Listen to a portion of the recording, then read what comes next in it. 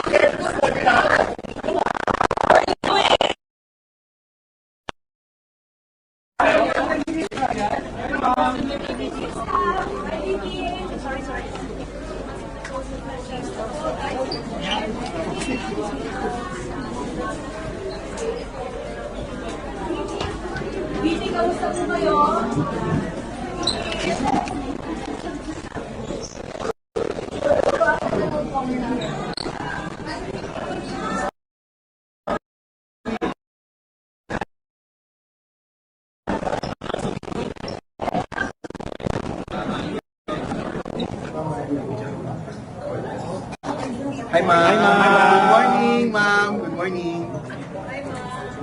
Good morning, ma'am. Good morning po, ma'am. How are you, ma'am? Condolence, Thank you po, ma'am. Thank you po, ma'am. O ano na? So, ma'am, kamusta po? So, yes. Okay. Okay. Just two sentences, one sentence, and then no questions. Yeah, I know. Sadly, no? Sad. Siya ang may kasalanan. Sabi niya, no questions daw. Ma'am, over. Ma'am, confirm lang natin sa pagbisita niyo kay Senator. Yes. So, my statement is, in this bloodbath and bludgeoning, I will be blooded but unbowed. Maraming salamat. Ma'am, kamusta kayo, ma'am? Ma'am, kamusta kayo, ma'am? Ano comment nyo na Ma'am.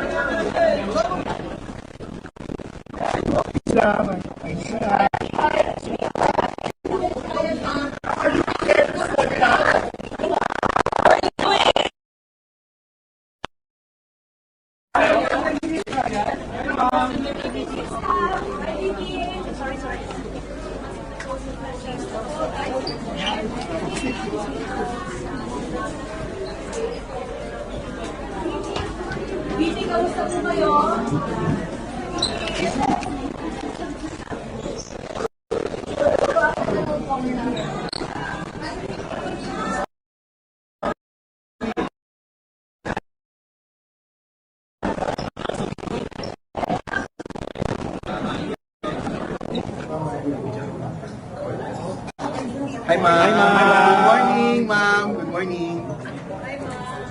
Good morning, ma'am. Good morning po, ma'am. How are you, ma'am?